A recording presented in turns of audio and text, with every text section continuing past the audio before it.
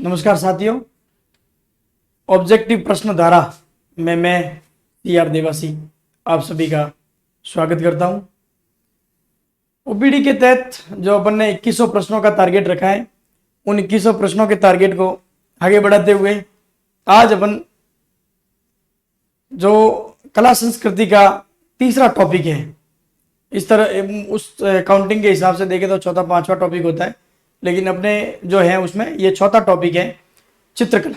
राजस्थान की चित्रकला, चित्रकला से संबंधित जितने इंपॉर्टेंट महत्वपूर्ण जितने भी प्रश्न हैं उन प्रश्नों को अपन डिस्कस करेंगे। उन प्रश्नों से संबंधित जो भी व्याख्या होगी उस व्याख्या को अपन समझेंगे, पढ़ेंगे, और जितने प्रश्न बनने लायक होंगे, जितनी भी क्लासें होगी इससे संबंधित 1, 2, 3, 4, 5, 7 जितनी भी क्लासें होगी, ज़्यादा से ज़्यादा क्लासें और ज़्यादा से ज़्यादा अच्छा से अच्छा मैटर आपको उपलब्ध करवाने का प्रयास किया जाएगा। तो चलिए आज की क्लास को अपन स्टार्ट करते हैं। यह है राजस्थान की चित्रकला, राजस्थान की चित्रकला। चलिए पहले प्रश्न की तरफ बिना किसी फॉर्मेलिटीज के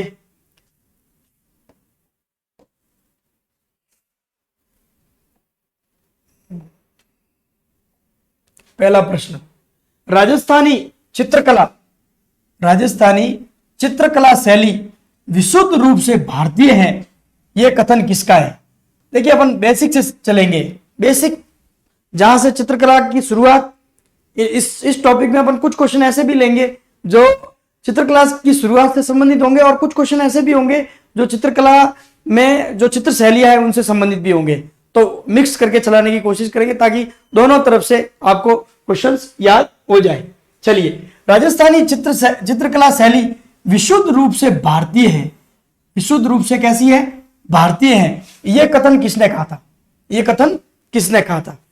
आनंद कुमार स्वामी ने, विलियम लॉरेंस ने, एवी मेहता ने, या कर्नल जेम्स टॉड ने? तो इसका आंसर है विलियम लॉरेंस। William Lawrence. यह प्रश्न एक बार कंपटीशन एग्जाम में पूछा गया है और उस कंपटीशन एग्जाम में बदकिस्मती से कोई ऑप्शन जो लिखने में जो है वो इनका नाम थोड़ा मिस्टेक हो गया था लिखने में, तो उस प्रश्न को आरपीएससी को डिलीट करना पड़ा। लेकिन ये प्रश्न इंपॉर्टेंट है, ये प्रश्न आगे पूछा जा सकता है आपको। चलिए दूसरे क्वेश्चन की तरफ बढ़ते हैं। सेकंड प्रश्न अच्छा सा प्रश्न है, राजपूत पेंटिंग पुस्तक किसने लिखी? राजपूत पेंटिंग पुस्तक किसने लिखी? एससी मेहता ने, विलियम लॉरेंस ने, कर्नल जेम्स टॉड ने, या आनंद कुमार स्वामी ने? देखिए ये राजपूत पेंटिंग जो पुस्तक है, ये पुस्तक कब लिखी गई? 1916 में। कब लिखी गई? 1916 में। और इसमें क्या है? तो ये जो राजस्थानी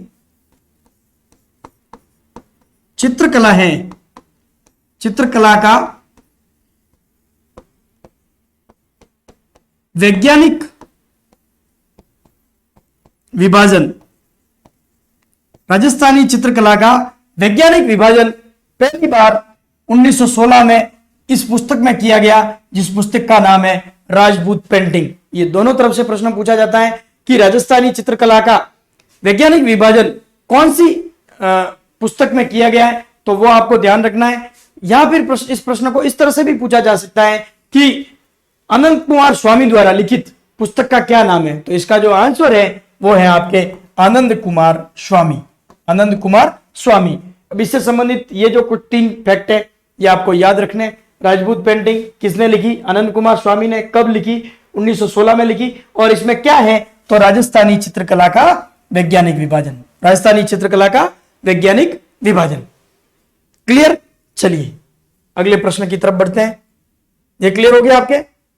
चलो, अच्छा प्रश्न है, बहुत अच्छा प्रश्न, शुरुआती प्रश्न है। चित्रकला में ज्यों ज्यों क्लासें बढ़ेगी, ज्यों ज्यों अपन इसमें और गहराई में जाएंगे। इसके अटपटी पगड़ी, अटपटी पगड़ी किस चित्रकला की विशेषता है? अटपटी पगड़ी किस चित्रकला की विशेषता है? अब देखो अटपटी पगड़ी जो है ये किसके समय? तो ये अकबर के समय। किसके समय? अकबर के समय। अकबर के समय। किसके समय? अकबर के समय से।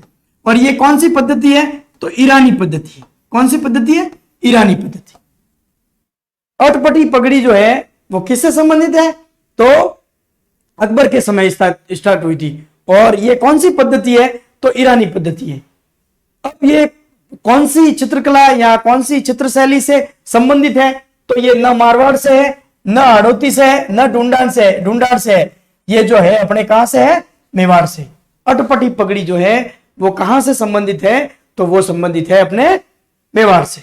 कहां से संबंधित है? मेवाड़ से। इससे ये 3 प्रश्न यही बन सकते हैं। ईरानी पद्धति से पर आधारित है, अकबर के समय की है, और अटपटी पगड़ी का संबंध किस चित्रकला से है या किस चित्रकला की ये विशेषता है?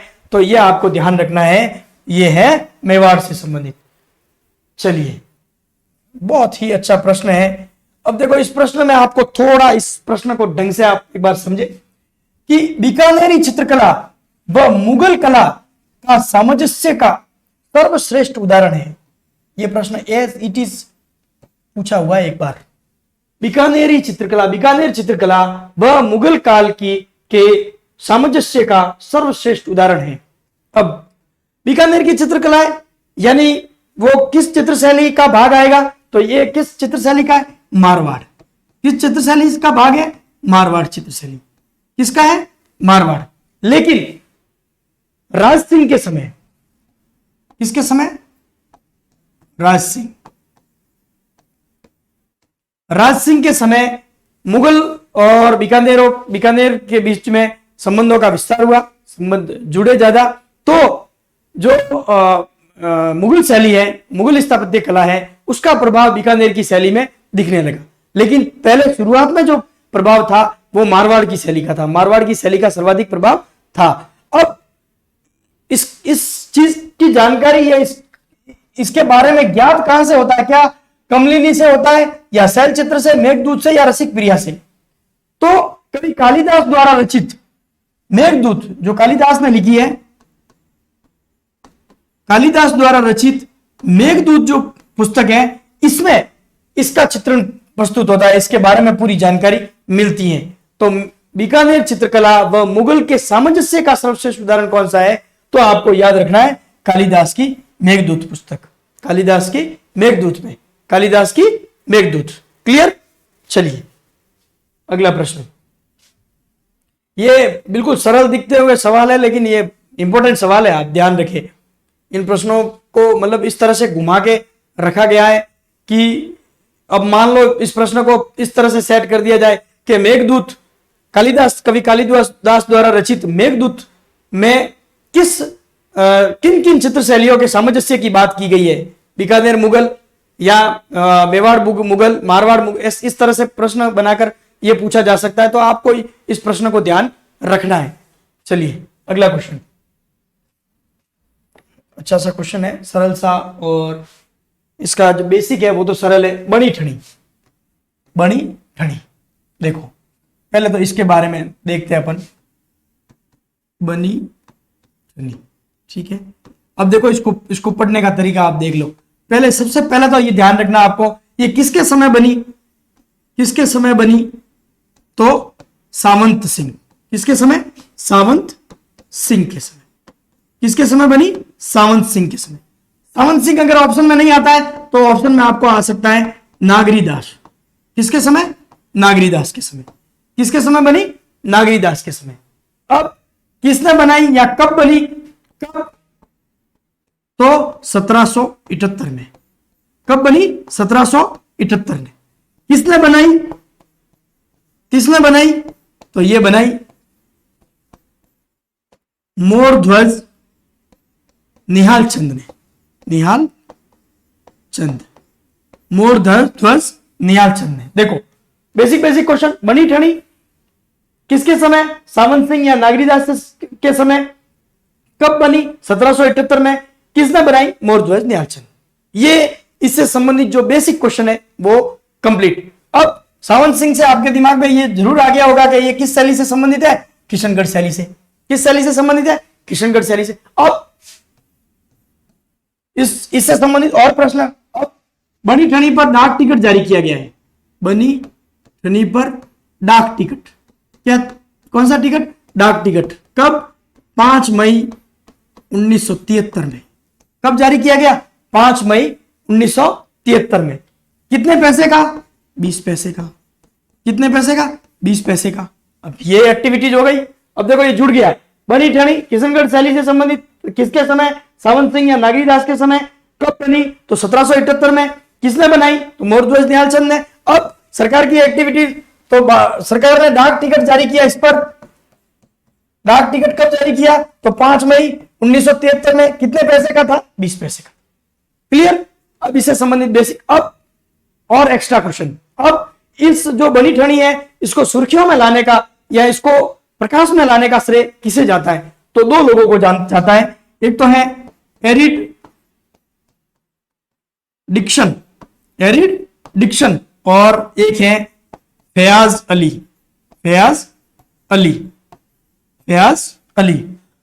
एक तो एरिड डिक्शन और दूसरे हैं जो है वो है फयाज अली। इन दोनों को इसको प्रकाश में या सुर्खियों में लाने का श्रेय जाता है। अब तक यहीं से प्रश्न पूछा जाता था कि इसको प्रकाश में या सुर्खियों में किसने लाया। अब इनका एक कोटेशन भी पूछा जाता है जो सबके ध्यान में भी होगा शायद। इसे भारतीय इतिहास कला की मोनालिसा। क्या कहा है इन्होंने? भारतीय इतिहास कला की मोनालिसा। किसने कहा है? एरिड डिक्शन ने। किसने कहा है? एरिड डिक्शन ने। इन्होंने एरिड डिक्शन ने इसे क्या कहा है? भारतीय इतिहास। एरिड डिक्शन ने इसे भारतीय इतिहास कला की मोनालिसा कहा है। अब बड़ी ठनी से संबंधित जितने भी क्वेश्चन है वो सारे आपके क्लियर। बड़ी ठनी, पहला प्रश्न, बड़ी ठनी किस शैली से संबंधित है? तो किशनगढ़ शैली से। दूसरा प्रश्न, बड़ी ठनी का चित्रांकन किस शासक के समय किया गया? तो नागरीदास या सावंत सिंह के समय। बड़ी ठनी का चित्रांकन कब किया गया? तो 1778 में। बड़ी ठनी का चित्रांकन किसने किया? तो मोरध्वज निहालचंद ने। फिर बड़ी ठनी पर डाक टिकट कब जारी किया गया? तो 5 मई 1973 को। कितने पैसे का जारी किया गया? 20 पैसे का। फिर अब इसको प्रकाश में किसने लाया? तो एरिड डिक्शन और फयाज अली ने। अब एरिड डिक्शन का एक कोटेशन जो है भारतीय इतिहास कला की, इसे क्या कहा गया? मोनालिसा। तो आपके बड़ी ठनी से संबंधित जितने भी महत्वपूर्ण प्रश्न हैं वो सारे कंप्लीट इस चित्रकला शैली में। अब बड़ी ठनी का पूरा रिवीजन आपके क्लियर, पूरा रिवीजन क्लियर। प्रत्येक ऑप्शन का पोस्टमार्टम का बात चलती भी है कई बार। प्रत्येक ऑप्शन का करने जाएंगे बहुत लेंथी भी है और दूसरी बात भी है कि ये कि भाई उस पर फिर फोकस नहीं हो पाता है। लेकिन अब जैसे किशनगढ़ पे अपना फोकस किया या बनी ठनी पे, तो बनी ठनी से संबंधित कोई भी क्वेश्चन आप कैसा भी आएगा तो आप एक बार अटेम्प्ट कर लोगे। चलिए अपन अगले क्वेश्चन की तरफ बढ़ते हैं। शानदार प्रश्न है। चलिए पहले इस प्रश्न को आप आराम से ढंग से पढ़े। प्रश्न को ढंग से पढ़ना बहुत जरूरी है। इसमें प्रश्न यह पूछा है कि सुमेलित नहीं है, सुमेलित नहीं है, और सिर्फ सुमेलित पढ़ के सीधा ही सीधा पहला प्रश्न, पहला ऑप्शन जो है वो ओएमआर शीट में भर देते हैं। फिर दूसरी बार जब उस प्रश्न को पढ़ते हैं तब समझ में आता है कि इसमें तो नहीं पूछा है। तो आप पेन से मार्क जरूर करेंगे भैया इसमें क्या पूछा है, पूछा है या नहीं है पूछा है। तो चलिए अपन इसके बारे में थोड़ा इसका ओपीडी करते हैं।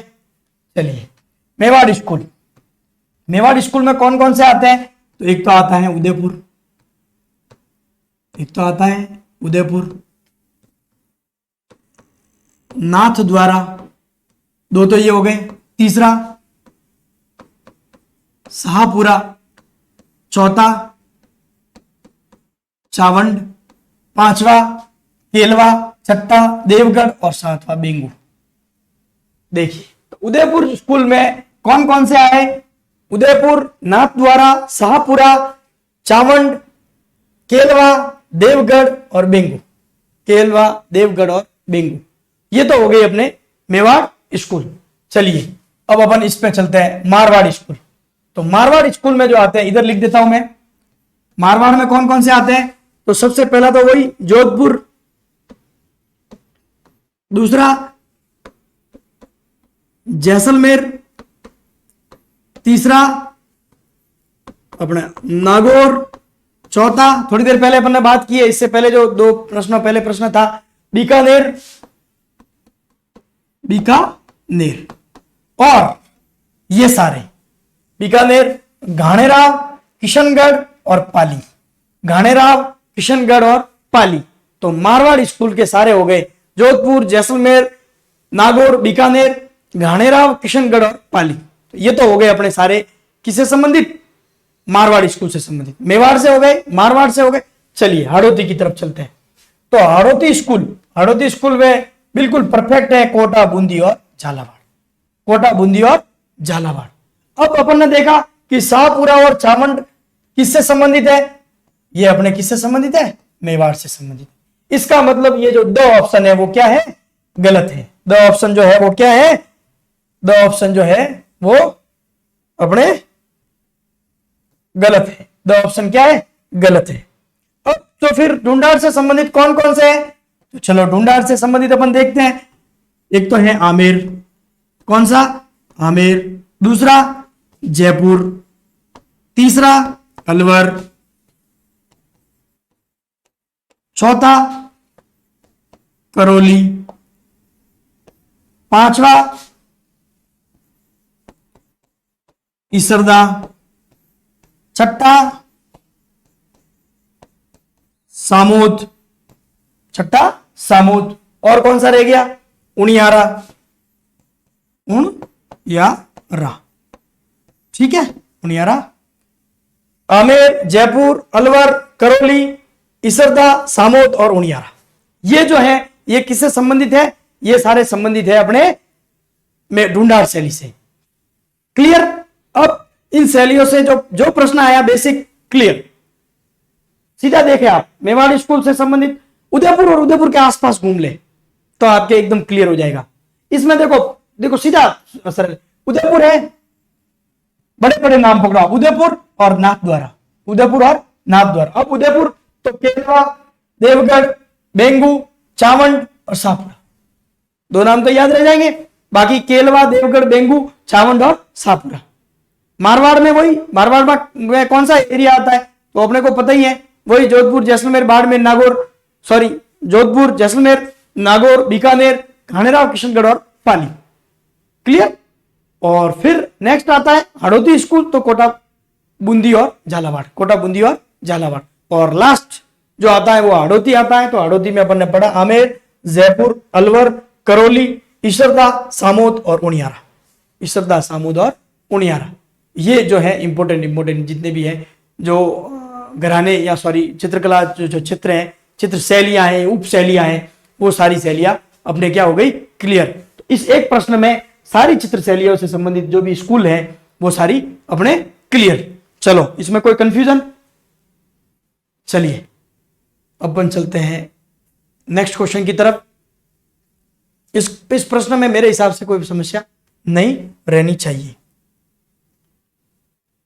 ये प्रश्न आरपीएससी के द्वारा आयोजित प्रथम तृतीय श्रेणी भर्ती परीक्षा, आरपीएससी द्वारा आयोजित प्रथम तृतीय श्रेणी अध्यापक भर्ती परीक्षा 2005 के आसपास, उसमें यह प्रश्न पूछा गया था पहली बार।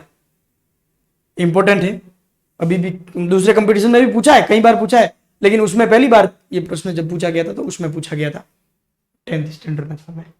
चलिए कलीला दमना, कलीला दमना है क्या है, बाड़मेर के दो गांव है क्या, गवरी नृत्य के दो पात्र हैं क्या, मेवाड़ चित्रशैली के दो पात्र हैं क्या, या हाड़ौती चित्रशैली के दो पात्र हैं क्या। अब देखो सीधा सिस्टम है, अपन चित्रकला पढ़ रहे तो इट मींस ये दोनों तो है नहीं, क्योंकि अपन पढ़ी चित्रकला रहे। अगर बेसिक पूरा पेपर होता ना तो कंफ्यूजन वाली स्थिति रहती कि भाई ये गांव है क्या, गवरी के पात्र है।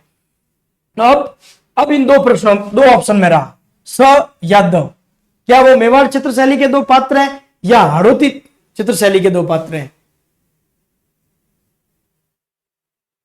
आई थिंक आंसर आ गया होगा, ये जो है मेवाड़ चित्रशैली के दो पात्र हैं। कलीला दमना क्या है, मेवाड़ चित्रशैली के दो पात्र हैं। मेवाड़ चित्रशैली के क्या है, दो पात्र हैं।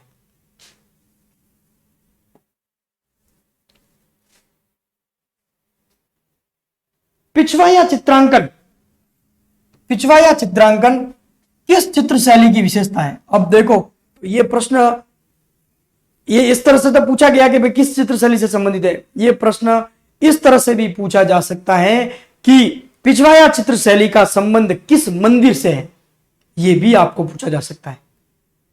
पिछवाया जो चित्रांकन है उसका संबंध किस मंदिर से है, ये प्रश्न भी आपको पूछा जा सकता है। तो ये अपने जो नाथ द्वारा में श्रीनाथ जी का मंदिर है उससे संबंधित है, और उनके मंदिर के पीछे जो बड़ा सा पर्दा लगा हुआ है उस पर्दे को क्या कहा जाता है? पिछवाई। उस पर्दे को क्या कहा गया है? पिछवाई। तो ये सीधा है, पिछवाया चित्रांकन किससे संबंधित है? नाथ द्वारा चित्र शैली से। अब इस पिछवाया जो चित्र शैली है इस पर किसका किसका प्रभाव है? तो मेवाड़ और ब्रज, मेवाड़ और ब्रज, किसका? मेवाड़ और ब्रज। अपन ने पढ़ा है, इससे पहले पढ़ा है कि मेवाड़ चित्रशैली का भाग है नाथ द्वारा चित्रशैली, तो इस पर सीधा सीधा पहला प्रभाव तो मेवाड़ का है और ब्रज का भी भाव है। ब्रज का जो है वो भी भाग इस पे है, प्रभाव इस पे है। ठीक है, तो अगर प्रभाव पूछा जाए तो मेवाड़ प्लस ब्रज, मेवाड़ प्लस ब्रज, और किस मंदिर से संबंधित है? तो श्रीनाथ जी के मंदिर से। श्रीनाथ जी, श्रीनाथ जी का मंदिर कहां पर है? कहां पर है? नाथ द्वारा, नाथ द्वारा। क्लियर? ये आपके क्लियर। चले अगले प्रश्न की तरफ। अच्छा सा क्वेश्चन है, बहुत ही अच्छा क्वेश्चन। अजारा की ओवरी चित्र संबंधित है, अजारा की ओवरी चित्र संबंधित है। आप लोग ये जो क्वेश्चन बता रहा हूं इनसे जुड़े रहे, इन क्वेश्चन को आप देखें, इसकी व्याख्या को भी देखें, क्योंकि मेरी क्लास शुरू करने के बाद एक एग्जाम हुआ है जो असिस्टेंट प्रोफेसर संस्कृत डिपार्टमेंट का है। 3 क्वेश्चन थे मंदिर स्थापत्य से संबंधित, और तीनों के तीनों प्रश्न अपनी जो क्लासें थी उनमें से प्रश्न आए। तो हम आपका बेहद शानदार आपका रिवीजन करवा रहे हैं और करवाने का प्रयास कर रहे हैं, और कोशिश ये कर रहे हैं कि आपको अच्छे से अच्छे प्रश्न मिले। तो इन प्रश्नों को आप ढंग से देखें, और संडे को अपनी एक स्पेशल क्लास है 200 प्रश्नों की, और उसमें लगभग कोशिश की जा रही है कि 1000 से ज्यादा जो फैक्ट हैं वो आपके तैयार हो, और आपको पूरा राजस्थान जीके से संबंधित जितने भी टॉपिक हैं, पशुपालन भी है उसमें, करंट भी है, वो जितना भी है उसके चारों ओर पूरा एक बार रिवीजन, एक बार पूरा आपके मतलब जैसे आपके जो सिलेबस पढ़ा हुआ है पूरा एकदम रिवाइज हो जाएगा। आपको पूरा समझ में आ जाएगा कि हाँ ये टॉपिक है, इन टॉपिक को मैंने पढ़ा है, इनमें से ये क्लियर है मेरे कंसेप्ट, इनमें मुझे देखने की जरूरत है थोड़ी, तो वो आपके कंसेप्ट एकदम क्लियर हो जाएगा। तो वो संडे को आप जुड़ना नहीं भूले। टेलीग्राम चैनल पर आपको समय समय पर उसके बारे में जानकारी उपलब्ध करवाई जा रही है। चलिए, अजारा की ओवरी, अजारा की ओवरी, तो अजारा की ओवरी जो चित्र है वो किससे संबंधित है? क्या कोटा से संबंधित है, बेंगू से संबंधित है, या देवगढ़ से, या केलवा से? देखो 3 ऑप्शन ये है, यानी ये किस स्कूल से संबंधित है? मेवाड़ स्कूल से संबंधित है। ये किससे? मेवाड़ स्कूल से संबंधित है ही है, हाड़ौती स्कूल से संबंधित नहीं है। तो इन तीनों में से एक आंसर इसका राइट है, और वो आंसर है देवगढ़। कौन सा है? देवगढ़। तो अजारा की ओवरी किससे संबंधित है? तो वो संबंधित है अपने देवगढ़ से। अब थोड़ा देवगढ़ के बारे में देखते हैं। देवगढ़ की स्थापना 1680 में कब की गई? 1680 में द्वारिका दास चुंडावत ने। किसने स्थापना की देवगढ़ की? ये जो सामंत थे द्वारिका दास चुंडावत, उन्होंने देवगढ़ की स्थापना की थी। किसके समय? तो जयसिंह के समय, महाराजा जयसिंह, महाराणा जयसिंह के समय। किसके समय की गई? महाराणा जयसिंह के समय। अब ये मेवाड़ से अलग हुआ है, मेवाड़ से अलग चित्रशैली बनी है। अब इस पर प्रभाव किस किस का है? तो इस पर तीनों का प्रभाव है। मेवाड़ का भी प्रभाव है, ढूंढाड़ का भी प्रभाव है, और मारवाड़ का भी प्रभाव। किन किन का प्रभाव है? मेवाड़, ढूंढाड़ और मारवाड़।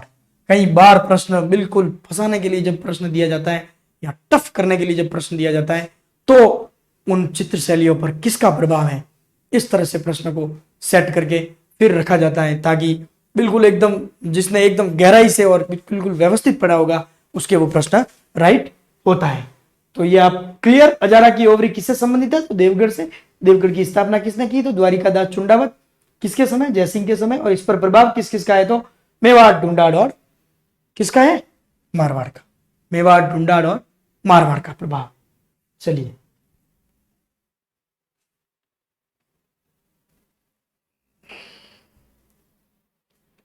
आयाम और कलावृंत। आयाम और कलावृंत जो चित्रकला विकास हेतु संस्थान है, जो कहां स्थित है? क्या वो जोधपुर में स्थित है?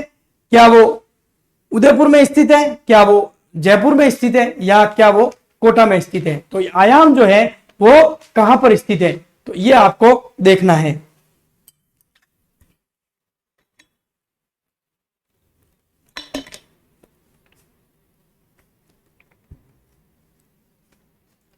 चलो पहले अपन इसमें देख लेते हैं। तो जोधपुर में कौन कौन सा है? एक तो है चितेरा और दोरा। चितेरा और दोरा ये तो है जोधपुर में। उदयपुर में कौन कौन से स्थित है? एक तो है टकमल 28 और दूसरा है तुलिका कलाकार परिषद। तुलिका कलाकार परिषद। देखो जोधपुर में कौन कौन से? चितेरा और दोरा। चितेरा और दोरा। टकमल 28 और तुलिका कलाकार परिषद कहां पर स्थित है? तो उदयपुर में। अब ये कोटा में उपस्थित नहीं है, तो ये कहां पर स्थित है? जोधपुर, सॉरी जयपुर में। तो जयपुर में आयाम, आयाम, कलावृंत और एक और है पैग। एक ये तीन जो है वो कहां पर स्थित है? जयपुर में। जोधपुर में पूछे तो चितेरा और धोरा, और उदयपुर में पूछे तो टकमल 28, कोटा में नहीं है, और जयपुर में पूछा जाए तो आयाम और कलावृंत और एक पैग। तो आयाम और कलावृंत का ही प्रश्न पूछा गया है। तो आयाम और कलावृंत कहां स्थित है? तो वो स्थित है अपने जयपुर में। कहां स्थित है? जयपुर में। चलिए नेक्स्ट क्वेश्चन। अच्छा प्रश्न है, कंफ्यूजन क्रिएट हो सकता है इस प्रश्न में। कपड़े पर चित्रण नहीं किया जाता है। यह आप ध्यान रखें, प्रश्न को पढ़ते वक्त किया जाता है और नहीं किया जाता है। नहीं और है, इन दोनों में सबसे ज्यादा प्रॉब्लम होती है, तो इसको आप विशेष ध्यान रखें। प्रश्न ये पूछा है कपड़े पर चित्रण नहीं किया जाता है, न कि किया जाता है। देखो पहला ऑप्शन फट दिया, दूसरा पर चित्र, तीसरा पाने। तो पर चित्र और पाने लगभग अपने को बैठता नहीं है, तो अपन वो किए है में करके फट को अपन क्या कर देते हैं? राइट कर देते हैं, और वो मिस्टेक एग्जाम का जब प्रेशर होता है तब ये मिस्टेक बहुत ज्यादा होने की संभावना रहती है, क्योंकि अपने आगे एक तो टारगेट होता है बड़े खूब सारे प्रश्नों का, और दूसरा उन प्रश्नों को अटेम्प्ट करके सही अटेम्प्ट करने का जो प्रेशर होता है, उस प्रेशर के कारण प्रश्न ज्यादा से ज्यादा सही ढंग से करने चाहिए। नहीं तो वो जो सिंपल से क्वेश्चन होते हैं वो गलत होते हैं। टफ क्वेश्चन तो अपन एकदम ढंग से पढ़ते हैं, व्यवस्थित उस प्रश्न पर मार्क करके पढ़ते हैं। और सिंपल सा क्वेश्चन, ये क्या प्रश्न पूछा गया, इसका तो यही आंसर है, बढ़ते फिर बाहर आते हैं, या तो परीक्षा कक्ष से बाहर, या परीक्षा कक्ष के अंदर ही पता चल जाता है कि यार इस प्रश्न का तो उत्तर ये नहीं और ये था। तो प्रश्न को आप ढंग से पढ़े। तो ये प्रश्न पूछा गया कपड़े पर चित्रण नहीं किया जाता है। चलो, फड़ में किया जाता है, पर चित्र में किया जाता है, और पिछवाई में किया जाता है। इसका मतलब किस में नहीं किया जाता है? पाने में। किस में नहीं किया जाता है? पाने में। पाने क्या होते हैं आपने देखे होंगे। अभी दीपावली आएगी तो दीपावली पर लक्ष्मी जी की वगैरह जो तस्वीरें उकेरी हुई जो मिलती है अपने को, जो धूप अपन लाते हैं, जो पूजन करने के लिए जो पूरा लाते हैं धूप, उसमें तस्वीर आएगी उकेरी हुई। जो तस्वीर आती है पाने एकदम पतले पेपर की तरह जो आती है, उसे पाने कहा जाता है। और पाने किससे संबंधित है? तो पेपर से संबंधित है, या पेज से संबंधित है, या कागज से संबंधित है। इसलिए कपड़े पर चित्रण नहीं किया जाता है, तो वो उसका आंसर हो जाएगा अपने राइट। क्या हो जाएगा? पाने में। चलिए अच्छा प्रश्न है, और ये प्रश्न पूछा गया है दो तरीकों से अपन इस प्रश्न को पूछा जा सकता है। आदम के चित्रों के लिए प्रसिद्ध चित्रकार कौन सा है? क्या पूछा है? आदमकद चित्रों के लिए प्रसिद्ध चित्रकार कौन है? क्या वो जयपुर का साहिब राम है? क्या वो जयपुर का घासीराम है? क्या वो जयपुर का लालचंद है? क्या वो जयपुर का रामदीन है? चलिए आप लोग देखें तो आदमकद चित्र देखो, पहले तो इसको बता देते हैं। ये पूरा एक पोर्ट्रेट पर पूरा चित्र बना होता है। आदमकद का मतलब होता है एक पोर्ट्रेट पर पूरा चित्र। और राजस्थान का पहला जो आदमकद चित्र है वो किसका था? तो वो था ईश्वरी सिंह का। किसका था? ईश्वरी सिंह। किसका था? ईश्वरी सिंह का। प्रथम आदमकद चित्र, प्रथम आदमकद चित्र किसका था? ईश्वरी सिंह का। ये ईश्वरी सिंह का आदमकद चित्र किसने बनाया था? साहिब राम ने, घासीराम ने, लालचंद ने या रामदीन ने? ये जो आदमकद चित्र है ये चित्र किसने बनाया था? क्या वो साहिब राम ने बनाया था, घासीराम ने बनाया था, लालचंद ने बनाया था या फिर वो रामदीन ने बनाया था? चलिए तो इसका जो आंसर है वो है, सब जयपुर के दे दिए, तो इसका जो आंसर है वो है जयपुर का साहिब राम। जयपुर का साहिब, ये सारे जयपुर से संबंधित है। घासीराम, लालचंद, रामदीन जयपुर के ही चित्रकार हैं, जयपुर के ही चित्रकार हैं। तो ये जो आदमकद स्पेशल चित्र पूछे जाते हैं ये किसने बनाए? तो साहिब राम ने। पहला चित्र किसका बनाया था? तो वो बनाया था ईश्वरी सिंह का। किसका बनाया था? ईश्वरी सिंह का। चलिए ये प्रश्न बस इसी तरह से पूछा जाता है। ये प्रश्न, इस शैली का जो प्रश्न है वो इसी पैटर्न पे पूछा गया अब तक और इसी तरह से पूछा जाता है। या तो इसमें एक चीज और जोड़ सकते हैं कि किस चित्र शैली में महिलाओं को भी शिकार करते हुए बताया गया है। किस चित्र शैली में महिलाओं को भी शिकार करते हुए बताया गया, तो वो यही इसका आंसर है। दो तरह से ही प्रश्न ये पूछा गया अब तक, या तो शिकार दृश्य किससे संबंधित है, और दूसरा प्रश्न अगर इसको घुमा के पूछते हैं तो महिलाओं को भी शिकार करते हुए बताया गया। तो ये प्रश्न इंपोर्टेंट, कुछ इंपोर्टेंट सिंपल सरल से क्वेश्चन है ये है। या पशु पक्षियों का पूछ ले आपको, या आपको पूछे गणिकाओं पर आधारित या बसेलो चित्रण से संबंधित कौन सा है, तो जैसे अलवर है। ये जो प्रश्न है फिक्स पैटर्न पे प्रश्न है, योगासन पर आधारित है, जैसे वो अलवर से संबंधित सवाल पूछे जाते हैं।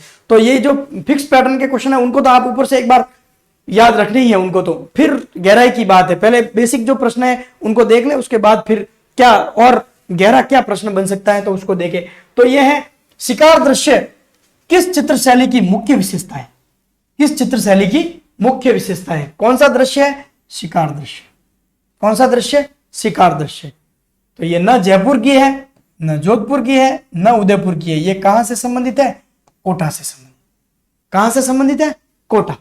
इसमें यह प्रश्न और इसके अलावा जो एक प्रश्न था वो मैंने आप लोगों को बता दिया कि ये जो प्रश्न है इस तरह से पूछा जा सकता है कि किस चित्र शैली में महिलाओं को भी शिकार करते हुए बताया गया है।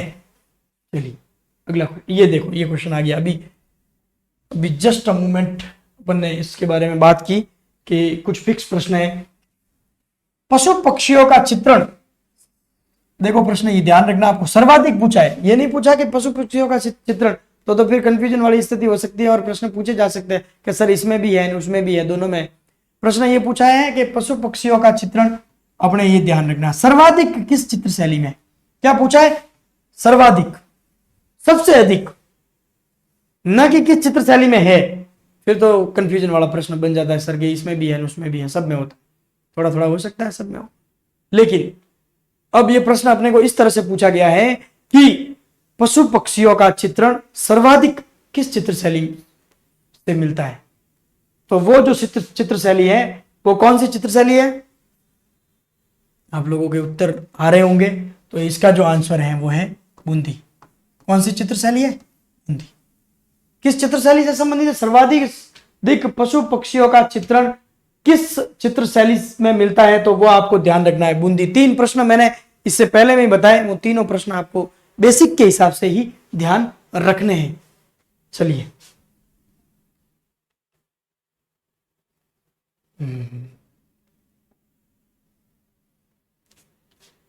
किन चित्र शैलियों का प्रभाव उनियारा चित्र शैली पर है? देखो मैंने पीछे एक प्रश्न आया था उसमें ये बताया भी था कि प्रश्न को जब टफ करना चाहे तो इस तरह से भी पूछा जा सकता है कि निम्न में से इस चित्र शैली पर किस चित्र शैली का प्रभाव है? उसमें 2 चित्र शैलियां, मैक्सिमम ऑप्शन इसी तरह से आता है कि 2 चित्र शैलियां पूछी जाती है। जैसे उसमें 3 चित्र शैलियों का प्रभाव था, देवगढ़ वाली जो अपन ने पढ़ी थी, मेवाड़, ढूंढाड़ और मारवाड़, तीनों का प्रभाव था। तो उसी तरह से इस चित्र शैली में भी यही प्रश्न है कि किन चित्र शैलियों का प्रभाव उनियारा चित्र शैली पर है। कौन सी चित्र शैली पर? उनियारा। अब देखो, ये आते ही अपने दिमाग में पहला प्रश्न तो यही आना चाहिए कि उनियारा चित्र शैली कौन से स्कूल से संबंधित है? कौन से स्कूल से संबंधित है? कौन से स्कूल से संबंधित है? तो ये है ढूंढाड़ से। किससे संबंधित है? ढूंढाड़ से। चलिए, ये प्रश्न भी क्लियर। अब चलते हैं इसके अंदर। अब ये ढूंढाड़ से है तो 2, इनका प्रभाव होने की संभावना खूब ज्यादा है। जयपुर का प्रभाव होने की संभावना खूब ज्यादा है। तो अब इसका प्रभाव नहीं है, जोधपुर का प्रभाव नहीं है। इसका मतलब इस पर जो प्रभाव है वो किस किस का है? जयपुर व बूंदी का। जयपुर व बूंदी का ध्यान रखना है आपको। उनियारा चित्र शैली पर प्रभाव किसका है? तो जयपुर और बूंदी का। जयपुर और बूंदी का। चलिए अगले प्रश्न की तरफ बढ़ते। चलो, आज की क्लास में इतना ही। आगे अपने जो नेक्स्ट क्लास रहेगी उसमें भी चित्रकला के बारे में जो सेकंड पार्ट होगा, जितने भी पार्ट बनेंगे 1 2 3 4 जितने भी हैं, आपके लिए अच्छा से अच्छा रिवीजन करवाने का प्रयास किया जाएगा और अच्छे से अच्छे कई क्वेश्चन आपको इस तरह के भी प्रोवाइड करवाए जाएंगे जो आपने शायद कहीं मिले हो, या कुछ क्वेश्चन ऐसे भी मिले जो नहीं मिले हो, या मिले हो तो उन पर ज़्यादा ध्यान नहीं गया हो, तो उन प्रश्नों को भी आपको उपलब्ध करवाने का प्रयास किया जाएगा।